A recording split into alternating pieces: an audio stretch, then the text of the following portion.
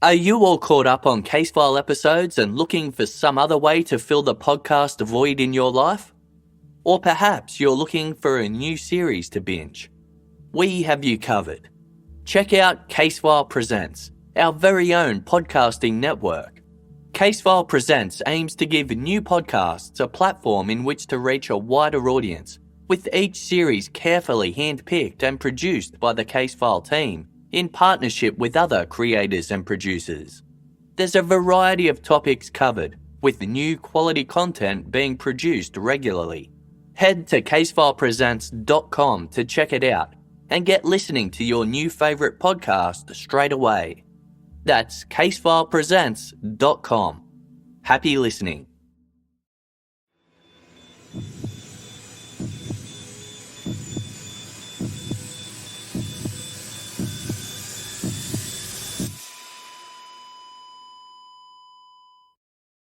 Our episodes deal with serious and often distressing incidents. If you feel at any time you need support, please contact your local crisis centre. For suggested phone numbers for confidential support, please see the show notes for this episode on your app or on our website.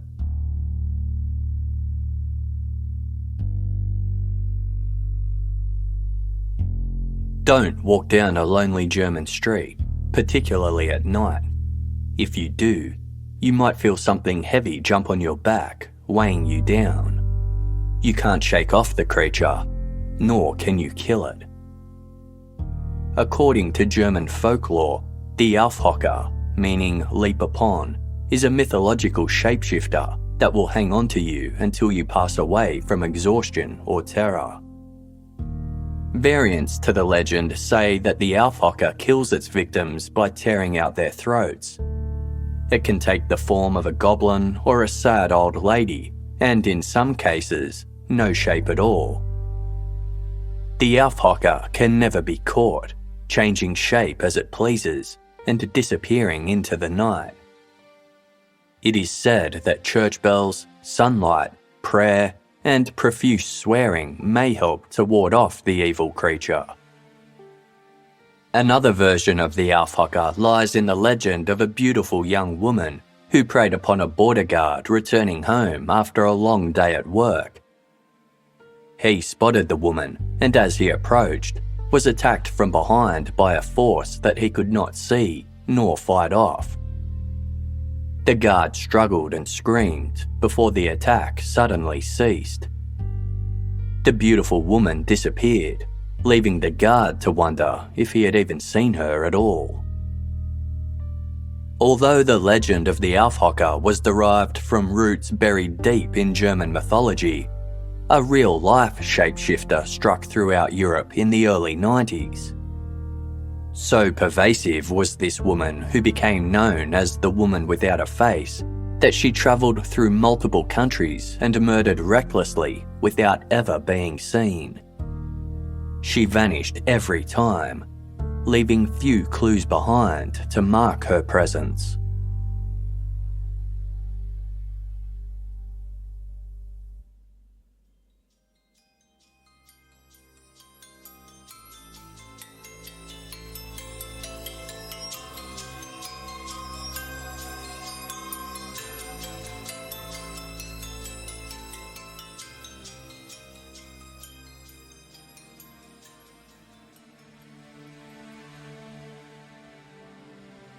Lieselotte Schlanger was going about her morning as usual on May 23, 1993. The 62-year-old retired church warden lived alone in the German town of Ida Oberstein, 700 kilometres southwest of Berlin. Lieselotte made some lemon cakes and placed them in the oven to cook in preparation for any house guests that might visit. On her kitchen table lay a bouquet of flowers, tied neatly together with metal wire. 3 days later, Lieselotte's neighbour arrived at her home to chat over a cup of tea. She knocked on the front door. There was no answer. Finding a way inside, the neighbour came across Lieselotte's body on the floor.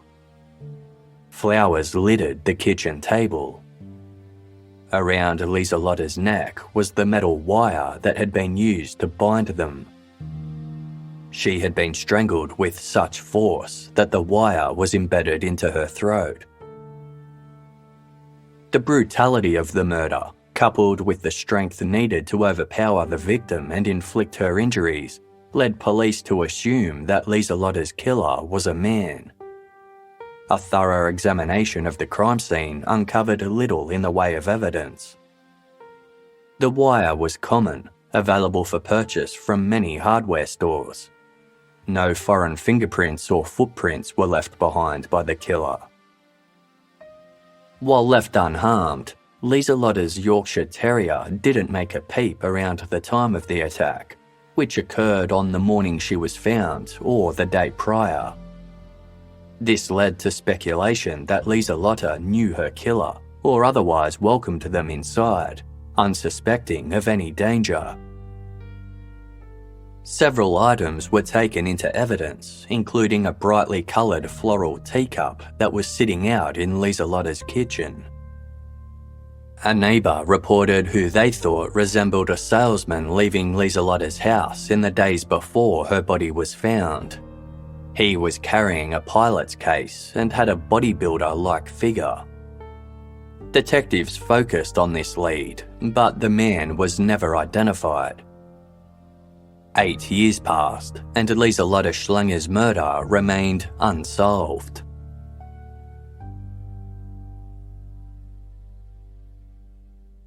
On March 26, 2001, 61-year-old Josef Walzenbach was alone at his home in Freiburg im Breisgau, 300 kilometres south of where Lieselotte Schlenger was murdered. Josef lived alongside a small shop where he dealt antiques. Hearing a knock at the door, Josef opened it and let the person on his doorstep inside. As he turned his back, Josef was hit over the head multiple times with a heavy object. Police later found Josef Walzenbach's body on the floor of his home. In addition to having his skull broken, Josef had also been strangled with a piece of garden wire. €125 had been stolen from him. A foreign DNA profile was found on Josef's body, presumed to have come from his killer.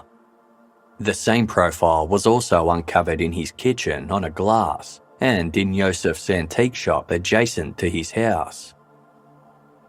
Sampling found on the sign in the shop window indicated that the killer had been brazen enough to turn it from open to closed after carrying out the murder.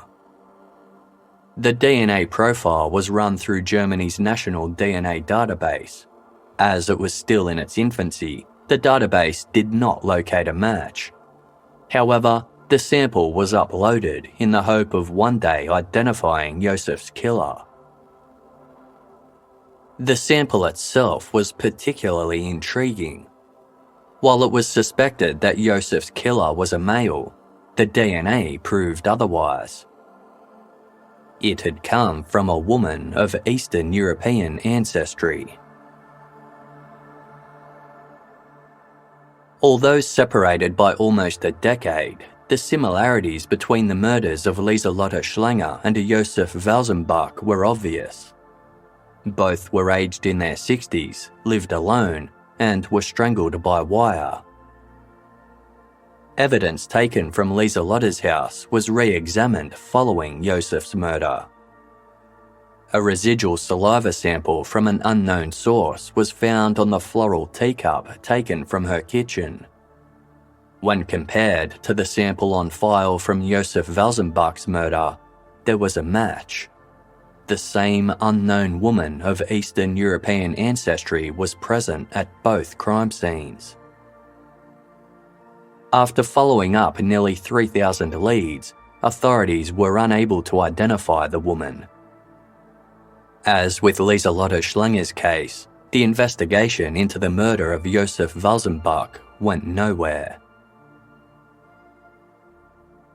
Over the following months, the mysterious woman went on a crime spree throughout Germany. In August 2001, Police linked her DNA to several break-and-enters of garden sheds 200 kilometres northeast of where Joseph was murdered. A month later, a caravan was broken into a further 200 kilometres north. The wanted woman's saliva was found on a half-eaten biscuit. 1 month after the caravan break-in, a 7-year-old boy was walking near his home 175 kilometres west in the town of Gerolstein. He stepped on a used syringe on a pathway, obtaining a needle stick injury. The boy was taken to hospital and tested for the transmissible diseases HIV and hepatitis. Results came back negative. The syringe contained trace amounts of heroin and a minute sample of blood. Test results revealed that the blood contained the same DNA profile as the woman who was suspected of murdering Lieselotte Schlanger and Josef Walzenbach, as well as breaking into garden sheds and a caravan. It seemed as though she was an intravenous drug user, with the need to fund her heroin addiction offering a possible motive for her crimes. Without any further clues to hint at her identity, she was henceforth known as the woman without a face. Over 1 year passed with no further crimes occurring that could be linked to the woman without a face. Then, in 2003, she re-emerged. 220 kilometres east of where her used syringe was found in Gerolstein lies the bustling town of Dietzenbach. On New Year's Day 2003, Dietzenbach police were called to a break-in at a downtown office building. Nothing much was stolen aside from some loose change. However, DNA recovered from the crime scene matched the woman without a face. She had returned after 15 months of inaction. A high-profile prosecutor who liaised with the police spoke of the Dietzenbach break-in, telling reporters, "It was a professional job. She left no fingerprints, but she did leave a scraping of skin, and that was enough to pin the job on her." A year later, in 2004, the woman without a face's DNA was found yet again. This time on a spring-loaded rifle used by a man to carry out a robbery in France. It appeared that she was on the move across Europe, but by May 2005, she was back in Germany. Earlier that month, a nomadic Romani man named Randolph attempted to shoot and kill his brother. Police located the gun used by Randolph in the Rhine River, which winds its way through the city of Worms. DNA on a bullet was a match to the woman without a face. Worms was in close proximity to some of her previous crimes. Randolph was arrested and charged with attempted murder. He testified that the gun had been given to him by his father years earlier. He could not think of how any woman could be connected to the firearm and its bullets in any way. Detectives believed Randolph and the woman frequented the same bohemian community, even if they didn't know one another or interact directly. This explained how and why she moved back and forth across Europe and had ties to everywhere she visited, but never seemed to settle down in one spot for long. A year later, 120 kilometres away in the German town of Saarbrücken, an apartment was broken into. Neighbours witnessed the offender enter the property and were able to provide a description to police. It was a man with short brown hair, dark eyes, a large nose, and a thin vertical line of facial hair that ran from his lower lip to his chin. Police were stunned when DNA uncovered at the crime scene came back as a positive match to the woman without a face. This revelation provided a possible answer as to why they had been so unsuccessful in tracking her down. Investigators now suspected that their target identified as a man or donned a male disguise. A police spokesperson told the BBC, "We can't rule out that our suspect is a man now, or that she looks like a man. We just don't know." Later that year, the woman's DNA was discovered yet again, this time in the Austrian village of Mauthausen. Like previous robberies, this one targeted a store. In this case, the woman had accomplices. A gang of robbers set off an explosive device under a manhole cover near a large shopping centre. The blast caused the windows of an electronics store to shatter, allowing the group to enter the premises and steal mobile phones before fleeing. Though DNA belonging to the woman without a face was found at the crime scene, no other foreign samples were found. One of the gang members was eventually arrested for the robbery, but denied any knowledge of the woman and wouldn't offer any further information that could lead to her identity. She had somehow coerced or threatened her co-offenders to stay silent.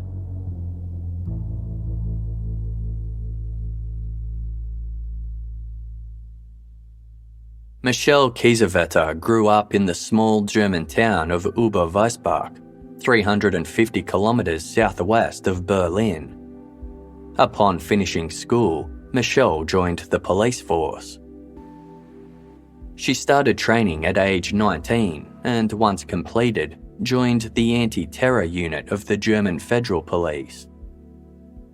By age 22, Michelle was stationed in Heilbronn, a historic city close to where the woman without a face was known to strike.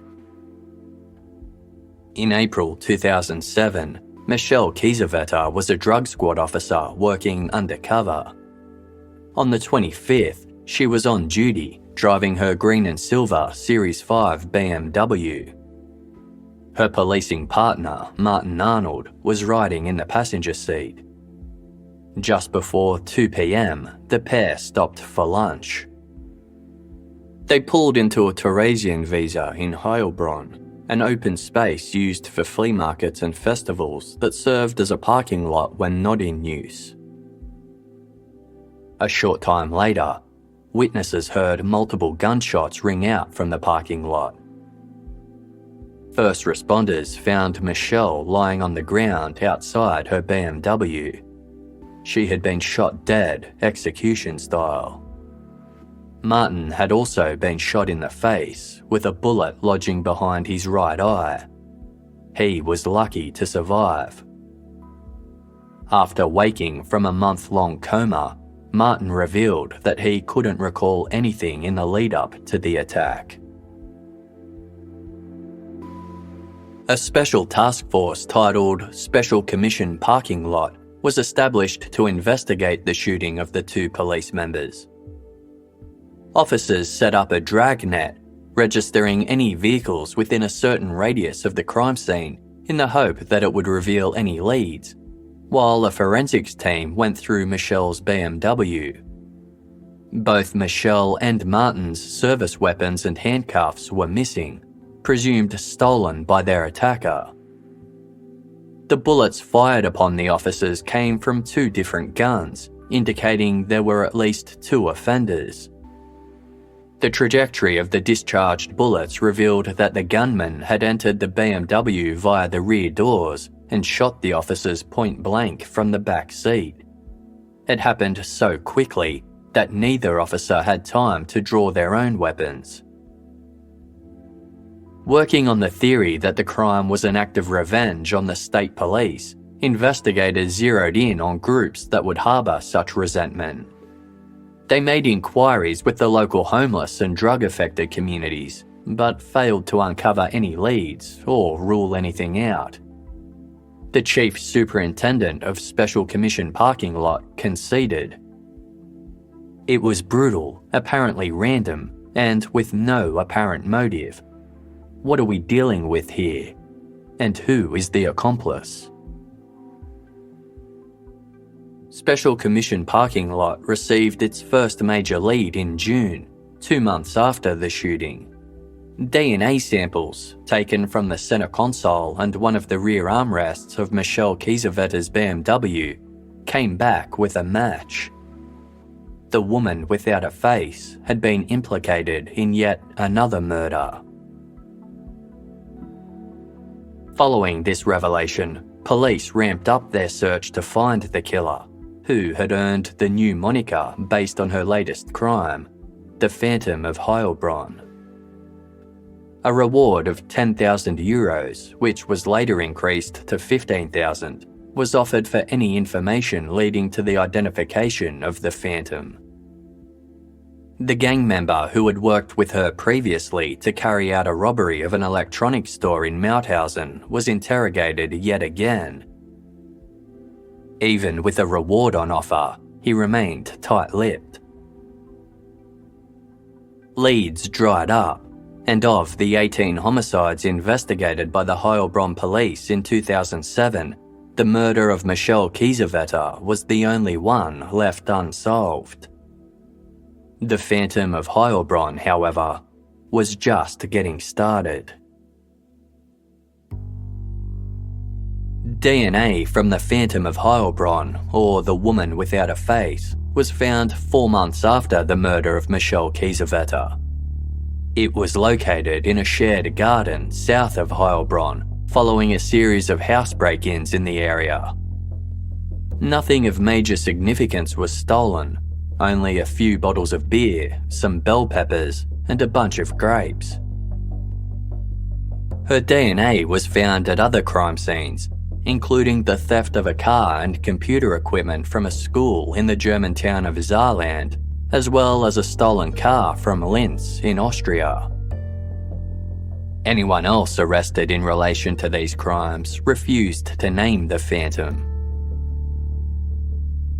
On January 30, 2008, 3 men from the country of Georgia travelled to the German town of Happenheim, 80 kilometres northwest of Heilbronn.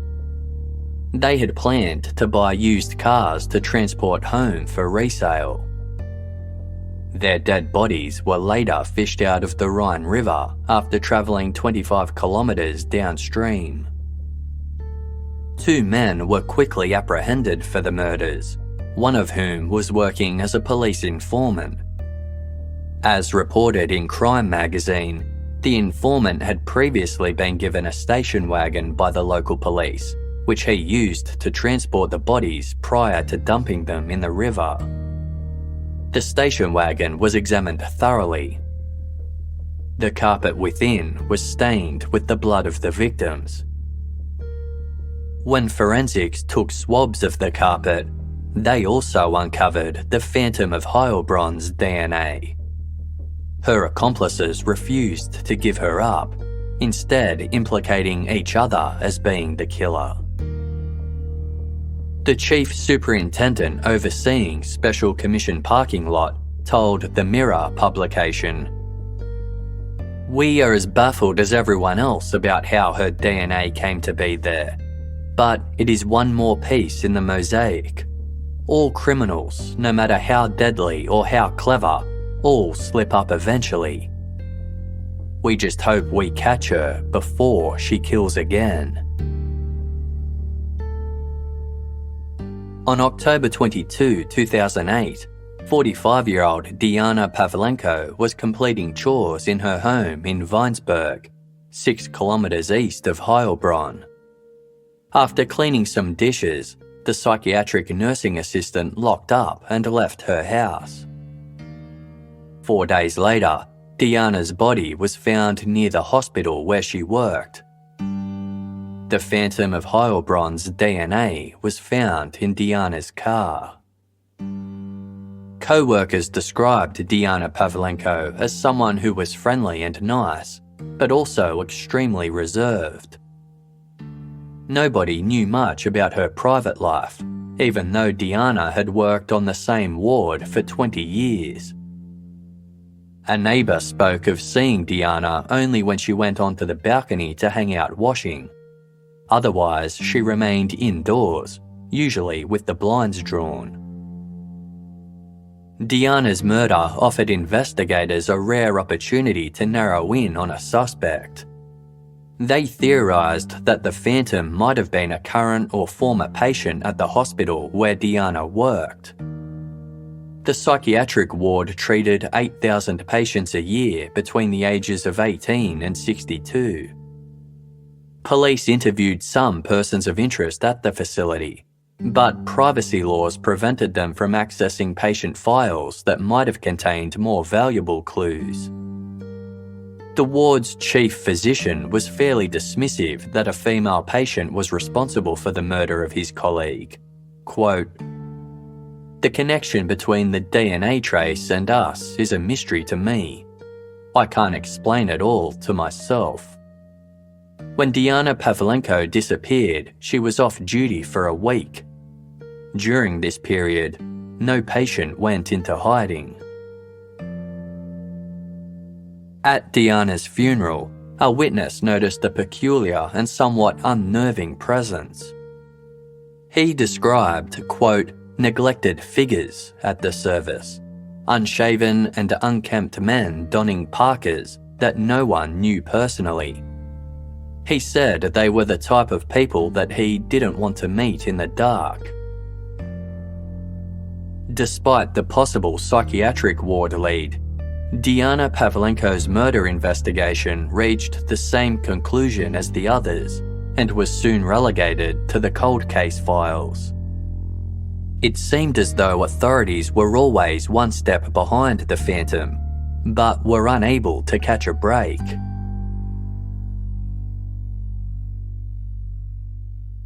By the end of 2008, the Phantom of Heilbronn had been on the run for over 15 years. Her DNA was linked to nearly 40 major and minor crimes, ranging from small burglaries to murder, including that of police officer Michelle Kiesewetter. The Phantom's crime spree spread across Central Europe, with Germany her most popular location to strike. But she had also been linked to over a dozen crimes in Austria, another one of her frequent destinations. Officials were left scratching their heads. While they had uncovered some leads in her transient lifestyle, drug use and possible psychiatric treatment, there was only one certainty. The head of the Upper Austria State Criminal Police claimed, "The only hypothesis we're going to use is that it has to be a woman." Several men had now been arrested in relation to crimes involving the Phantom, but their involvement was the tip of an iceberg. Minute strands of male DNA had been uncovered at multiple crime scenes, suggesting the Phantom had accomplices from Albania, Croatia, France, Iraq, Poland, Romania, Serbia, and Slovakia. The same male DNA was never found twice. The Phantom had a different accomplice for each crime she carried out. In an article about the violent fugitive, the Sydney Morning Herald noted, "The Phantom of Heilbronn picks up and discards helpers with the same casual abandon with which she kills." Highly regarded Viennese psychiatrist Dr. Kurt Kletzer had profiled many disturbing and dangerous individuals in his time. He was quoted in the Mirror as saying, "The Phantom is able to project an aura of normalcy while being anything but. She is compelled to murder to feed her drug habit, thus reducing the victim to the status of a worthless object. These psychopathic traits would have been formed at a very early age. I would venture that the police are looking for someone from a damaged home life, perhaps a foster child or orphan, a child who was abused or whose carers were addicts. What doesn't fit at all is the murder of the policewoman and the attempted killing of her partner. Unless they thought that they would have drugs, the act may be seen as the ultimate lashing out at authority."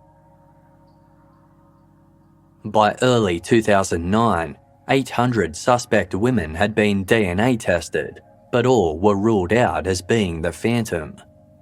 The cost of the investigation had reached over €12 million. The reward for information leading to the identification of the elusive figure was now at €300,000. She had become, as the international media dubbed her, Germany's most wanted criminal.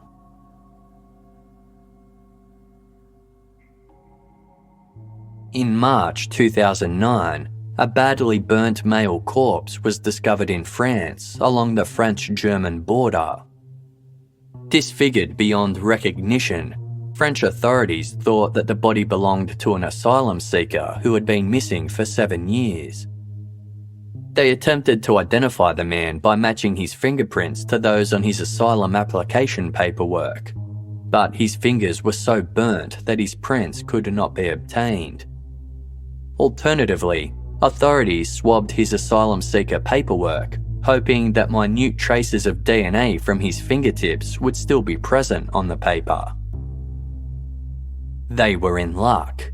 The paper contained DNA, allowing for a comparison to the burnt remains. The results were startling. The only DNA extracted from the paperwork was female. It was a match to the Phantom of Heilbronn. Given that the asylum seeker who made the application was definitely male, this revelation forced investigators all over Europe to rethink the Phantom of Heilbronn case.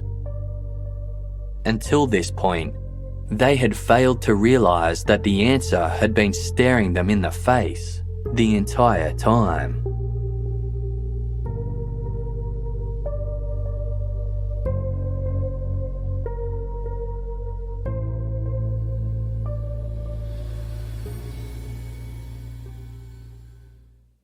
You don't need rules to lose weight, you need knowledge.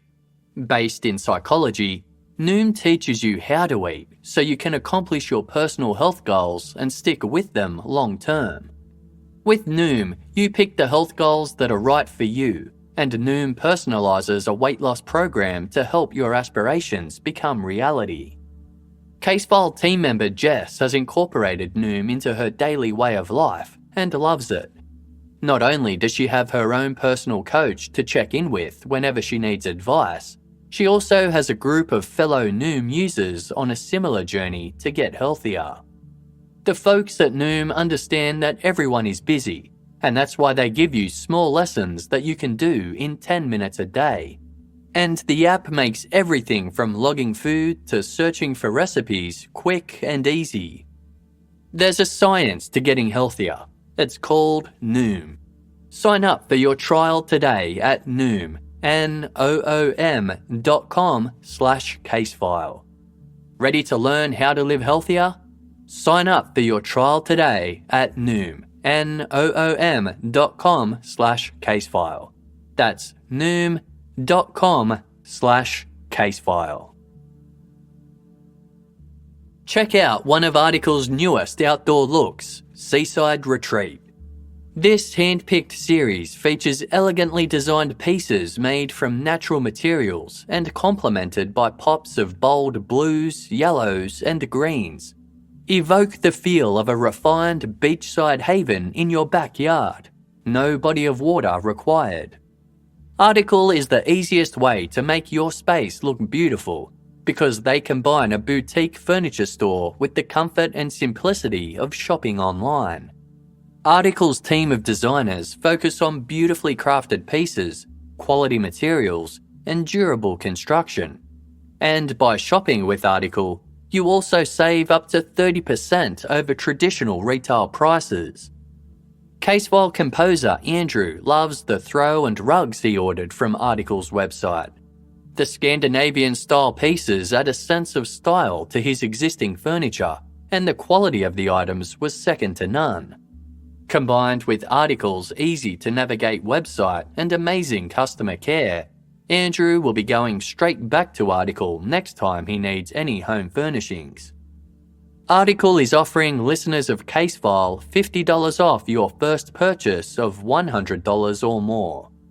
Go to article.com/casefile and the discount will automatically be applied at checkout. That's article.com/casefile to get $50 off your first purchase of $100 or more. If you're a business owner who's hiring, you probably face a lot of challenges when it comes to finding the right person for your role. Sometimes it can feel like trying to find a needle in a haystack. Sure, you can post your job to some job board, but then all you can do is hope the right person comes along. Which is why you should try ZipRecruiter for free at ziprecruiter.com/casefile. When you post a job on ZipRecruiter, it gets sent out to over 100 top job sites with one click. Then, ZipRecruiter's matching technology finds people with the right skills and experience for your job and actively invites them to apply. In fact, ZipRecruiter is so effective that 4 out of 5 employers who post on ZipRecruiter get a quality candidate within the first day. So, while other companies overwhelm you with way too many options, ZipRecruiter finds you what you're looking for, the needle in the haystack. And right now, you can try ZipRecruiter for free at this web address, ziprecruiter.com/casefile. Once again, remember to go to this unique place, ziprecruiter.com/casefile. ZipRecruiter, the smartest way to hire. Casefile team member Jess is always looking for new games to play on her phone when she has some free time.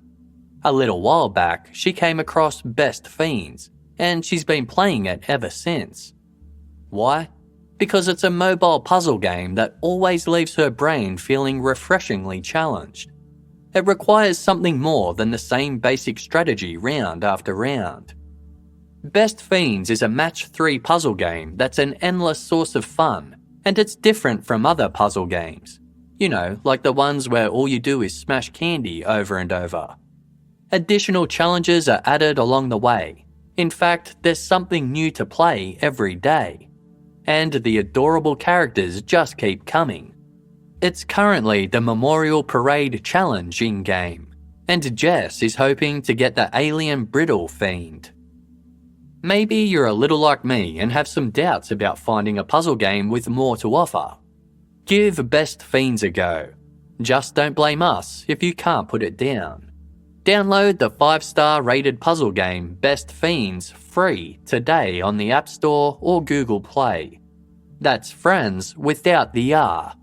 Best Fiends.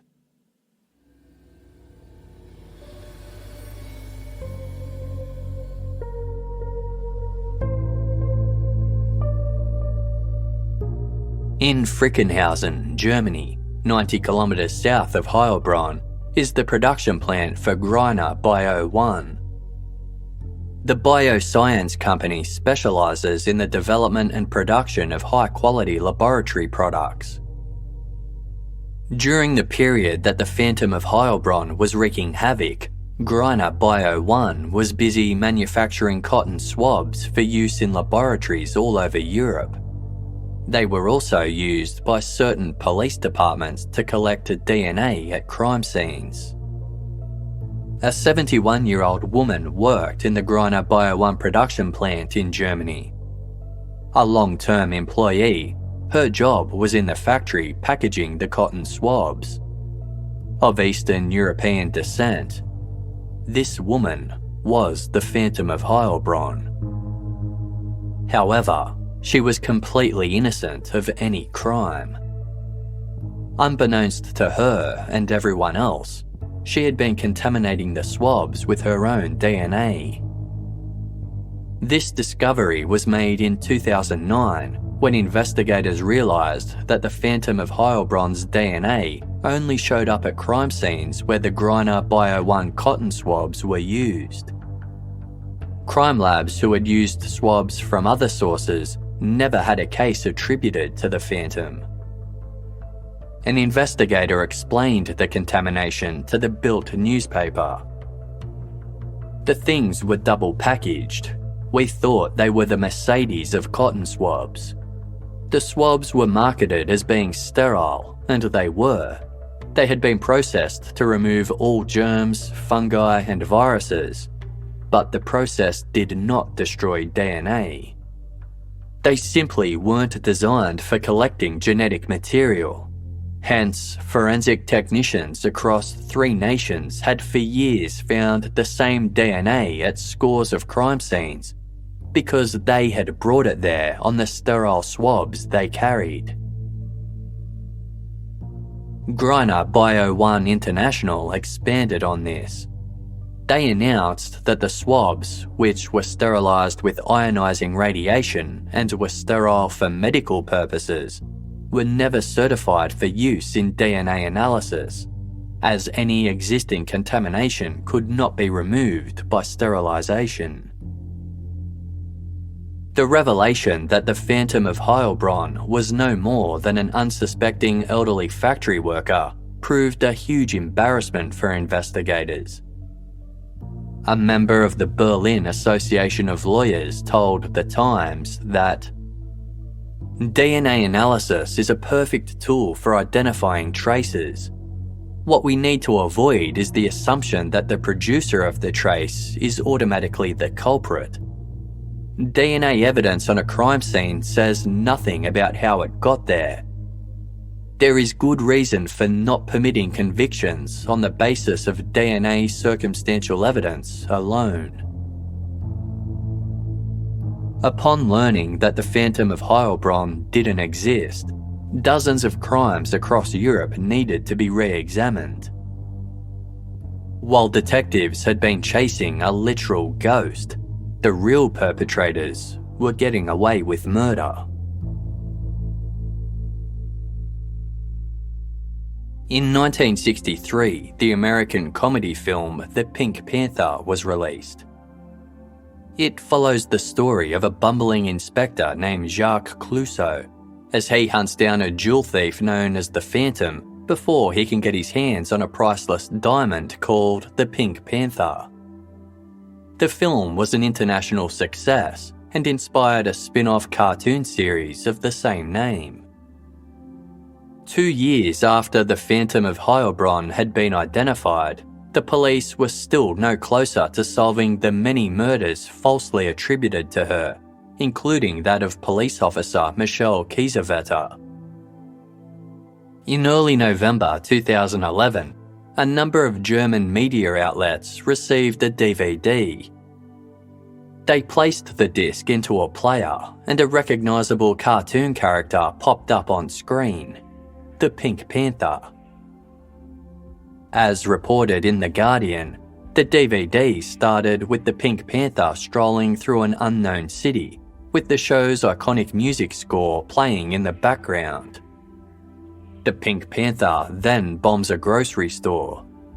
Suddenly, real news footage taken in 2001 of a shop being bombed in Cologne, Germany, flashed on screen. The disturbing video continued with the Pink Panther watching television as horrific images of real murder victims and the associated crime scenes were shown one after the other. Just before the conclusion of the DVD, the Pink Panther could be seen reclining in a chair as he watched media footage from the funeral of police officer Michelle Kiesewetter. Then, the image of a firearm appeared on screen. It was Michelle's service weapon, stolen from her by her killer immediately after her murder. The DVD ended with an exasperated Pink Panther pointing to a sign on the screen that featured the words, "National Socialist Underground."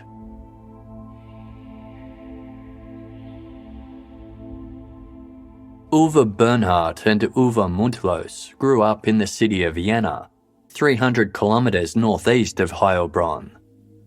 As reported in The Guardian, Jena had long been a heartland for those with radical far-right views. The youth club where Bernhard and Mundlos met as teenagers served as a location where young people could find others with extremist right-wing views. When Beate Zschaepe became a member of the same club, she and Uwe Mundlos quickly fell in love. On her 19th birthday, Zschaepe met Uwe Bernhard and developed strong romantic feelings for him also, initiating a love triangle between the group. Together, the trio founded the neo-Nazi terrorist group, the National Socialist Underground, or NSU. They spent the 90s getting into fights with left-wing groups on the streets. Both Bernhard and Mundlos shaved their heads and dressed in attire befitting of the neo-Nazi scene at the time. As reported in The Guardian, they visited the Buchenwald concentration camp memorial dressed in homemade SS uniforms and invented a board game in which the winner was the person who had sent the most Jewish people to concentration camps. Bernhard, Mundlos and Zschaepe all came from well-respected families. Their parents treated their children's interest in neo-Nazism as a passing phase, but it was far from a hobby. It consumed every aspect of the three teens' lives. They even worked in a store that sold Nazi paraphernalia under the counter. The NSU were just getting started. In April 1996, Bernhard hung a doll torso with the word Jew and a Star of David off a motorway bridge. Connected to the doll were wires leading to a cardboard box that read, "Beware of the bomb." Although a hoax, Bernhard's fingerprint was found on the phony bomb device, enabling police to make a quick arrest.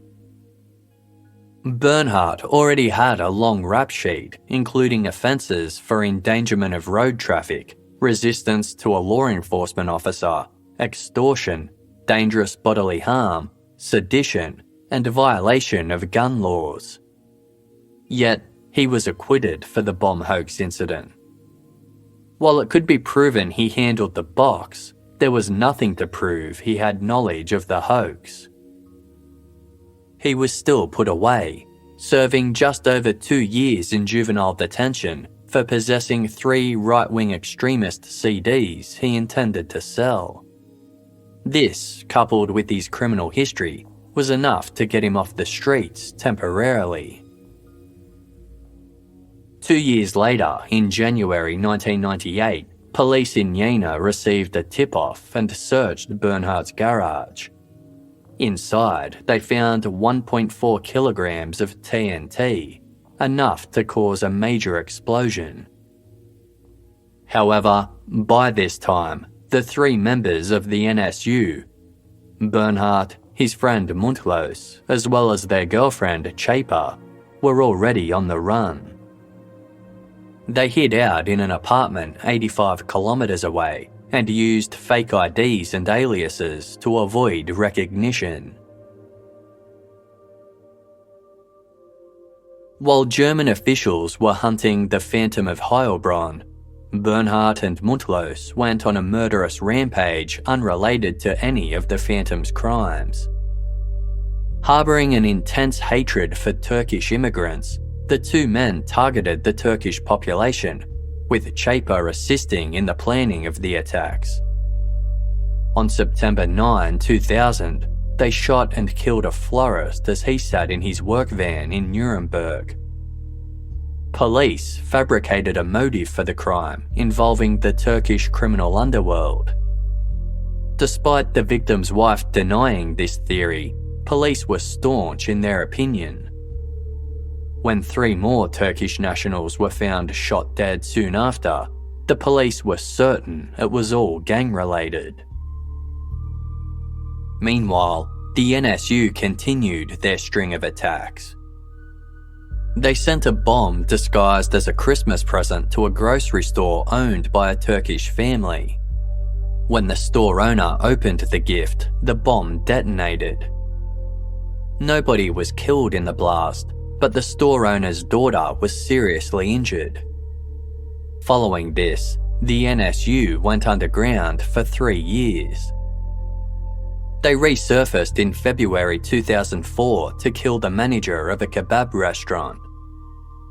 4 months later, they placed a nail bomb on a busy shopping street in Kuipstrasse, Cologne, an area with a high Turkish population. The blast injured 22 people. Over the following 2 years, 3 more Turkish men were murdered. Police were well aware of the pattern, but were adamant it was an internal conflict. Another shooting in June 2006 was believed to be related, but as the victim was of Greek-German heritage, investigators could not be certain. All of the shootings committed by the NSU were the same in that they were all done in an execution-style manner. The victims were shot in the face while looking directly at their killer. The firearm used was a CZ-83 semi-automatic pistol. Police efforts to narrow in on the offenders were hampered by their ongoing assumption that they were members of the Turkish criminal underworld. They maintained this belief despite evidence of the contrary. 2 of the murders took place near police stations, something the underworld would avoid at all costs. Witnesses reported 2 men of German or Eastern European appearance fleeing the scenes of the shootings on push bikes. Furthermore, the murders took place when the victims were breaking their regular routine, implying they were opportunistic, not premeditated. Although a right-wing terrorist group was briefly suspected by the police, it wasn't until the Pink Panther DVD emerged when the perpetrators were formally identified as the National Socialist Underground. On November 4, 2011, Uwe Bernhardt and Uwe Mundlos donned guerrilla masks and attempted a robbery in the East German city of Eisenach. Robberies were the pair's means of funding the NSU.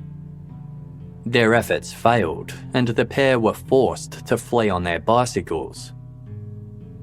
They took shelter in a caravan Bernhardt had rented, where they'd wait until the heat died down. The 2 men were completely unaware that they had been covertly tailed from the scene of the botched robbery to their current whereabouts. Upon realising they were surrounded, Bernhardt and Mundlos made a pact. After setting the caravan on fire, Mundlos shot Bernhardt fatally in the head before turning the gun on himself. In the remains of the caravan, police uncovered a number of guns, including the firearm issued to police officer Michel Kiesewetter. A check of the caravan's registration revealed that it was one of the vehicles identified in the police dragnet shortly after Michel's murder. Beate Zschaepe learned of the suicide of both her lovers later that day. At 3:05 p.m, she emptied a 10-litre canister of gasoline throughout the apartment the trio used as a hideout. Zschaepe then made a hasty exit with her 2 pet cats in cages. She also had with her 15 copies of the Pink Panther DVD the group had edited together. As she walked away, the apartment wall exploded and flames engulfed the building. Zschaepe approached a woman walking by and placed the cages containing her cats at her feet. She asked the stranger to look after her animals for a minute. Zschaepe then ran away. Inside the wreckage of the apartment, investigators found several newspaper articles about murders committed on Turkish immigrants, several thousand euros in cash and cheques, a CZ pistol, and a pair of handcuffs. The handcuffs had belonged to Officer Michel Kiesewetter. German authorities were confident that Uwe Bernhardt and Uwe Mundlos were responsible for Michel Kiesewetter's murder. Testing of the CZ pistol revealed it was the murder weapon used in the other 9 murders attributed to the NSU. Meanwhile, Beate Zschaepe was on the run, traversing Germany via the railway system. Sometime during her travels, she posted the copies of the Pink Panther DVD to various media outlets. The DVD and the confessions from the NSU soon made national headlines. November 8, 2011 marked 4 days after the deaths of Uwe Bernhardt and Uwe Mundlos. Local police in Jena, where the NSU was founded, received a call. When a police officer answered, she was greeted on the line by a female voice. "Beate Zschaepe here. I'm the one you're here for." The local police department was not aware that Beate Zschaepe was wanted for the NSU crimes, and the officer terminated the call. However, Zschaepe soon turned herself in to authorities. Beate Zschaepe was charged with all the crimes attributed to the NSU.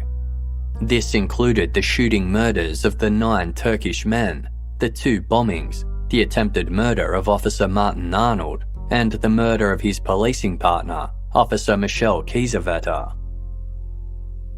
4 men were also charged as accomplices and ordered to stand trial with Zschaepe on the grounds of procuring weapons for the NSU and for being accessories to the bombings. Of the 4 men, only one, a former neo-Nazi, showed genuine remorse for his role in the murders. The failure of the German police to acknowledge that the spree killings of Turkish nationals could be anything but an internal conflict within the community's criminal underbelly prompted outrage from the public. German police were even accused of turning a blind eye to right-wing extremists. This level of ignorance enabled the NSU to function unabated for 13 years. In response to the criticism, the president of the Federal Intelligence Agency, as well as several other high-ranking security officials, resigned from their positions. The informal title of the investigation into the crimes, the Kebab murders, was also criticised for being deeply offensive to the Turkish community. Only 2 of the victims worked at kebab shops, and even so, the racial and comical undertones of the name were obvious. It did little to depict the seriousness of the crimes and the grief of those impacted, causing an overall dismissiveness of the growing threat by the mainstream media and those of other creeds. The trial against Beate Zschaepe and her 4 accomplices began in 2013, overseen by a panel of judges only. Neo-Nazis packed the courtroom and loitered outside, with publication The New Republic commenting that it gave the trial a menacing presence. Zschaepe barely spoke, leaving her attorney to communicate on her behalf through lengthy pre-written statements. Those called to give evidence on behalf of the defence attempted to slow proceedings as much as possible. Victims' families, who had hoped for some answers as to why their loved ones had been targeted, were left largely in the dark. In closing arguments, Beate Zschaepe's legal team argued that she had once been a Nazi, but had changed her ways shortly after the NSU began their attacks. Therefore, she was no longer a part of the National Socialist underground when Uwe Bernhardt and Uwe Mundlos began their crime spree against the Turkish community.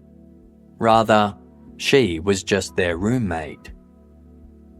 As German law required at least 3 consenting people to form a group, the defence argued that their client could not be held responsible for the actions of 2 people if she didn't associate with them as a group. The prosecution argued that Zschaepe knew exactly what she was doing and was always an active member of the NSU, stating, "The motive of all these crimes was a far-right ideology. The fever dream of a country free of foreigners and the intention to shake this free, friendly country in which we live to its core in order to prepare the ground for a disgusting Nazi regime." The trial lasted 437 days and involved 73 separate lawyers and hundreds of witnesses. All defendants were found guilty. Sentences for Zschaepe's 4 accomplices ranged from 2.5 to 10 years prison. Zschaepe received a life sentence with particular gravity.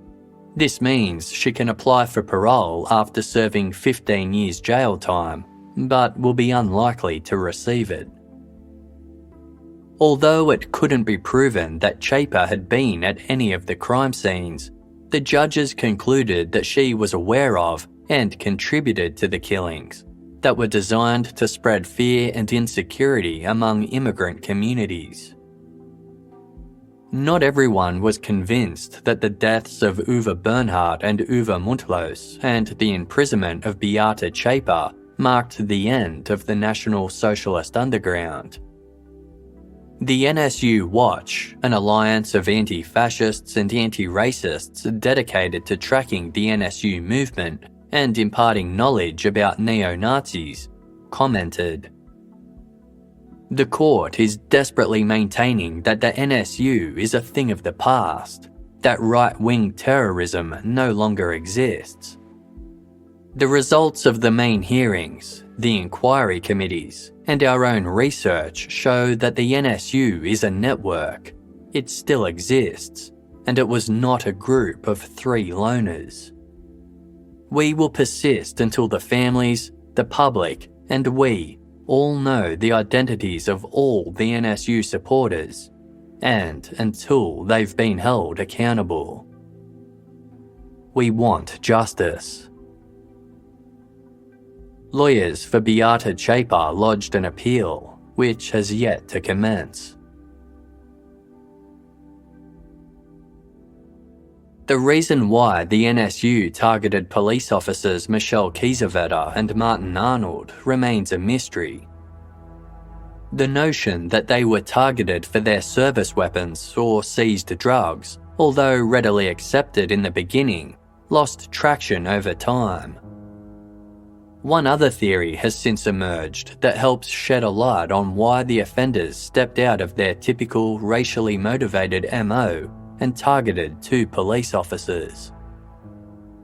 Michelle Kiesewetter had a cousin named Anya who was also a police officer.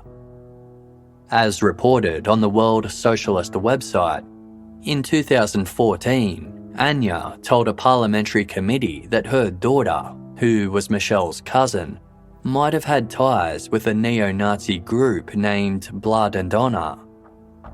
Anya also admitted having links to the far-right scene in the past, including supporters of the NSU. She stated that her father, who was a police officer, and her husband, a security officer, also had ties to neo-Nazi groups. The inquiry concluded that perhaps Michelle Kiesewetter knew too much about the workings of the NSU. It was also established that at least 2 of the 10 authorities, including the lead investigator assigned to the Michelle Kiesewetter case, had once belonged to the white supremacist group, the Ku Klux Klan. This prompted speculation that the police were intentionally turning a blind eye to the attacks carried out by the NSU. In 2016, an international standard was finalised to minimise the risk of human DNA contamination in products used by authorities to collect forensic material. This came about largely due to the errors caused by the Phantom of Heilbronn case. Known as ISO 18385, The guidelines provide advice to manufacturers, police forces, and laboratories worldwide on steps that can be taken to avoid similar incidents from happening in the future. Many of the murders attributed to the Phantom remain unsolved. In July 2016, a man gathering mushrooms in the woodlands near Roda-Hebrun, central Germany, found skeletal remains that had been partially uncovered by wild animals. They belonged to a 9-year-old girl named Peggy Knobloch, who went missing 15 years prior while walking home from school. DNA samples from a small piece of cloth found at the scene matched those of deceased National Socialist Underground member Uwe Bernhard. The finding shocked investigators. News publication DW reported that the finding might open a new chapter on the NSU's shocking murder spree. The discovery led to the implementation of a special police force tasked with going back through unsolved homicide cases involving children to see if any others could be attributed to Uwe Bernhard and the NSU. A year later, investigators concluded that Bernhard had nothing to do with Peggy's death. His DNA had been transferred accidentally onto the cloth uncovered at her burial site. This occurred via equipment that had previously been used to examine evidence from the burnt-out caravan that contained Bernhard's remains.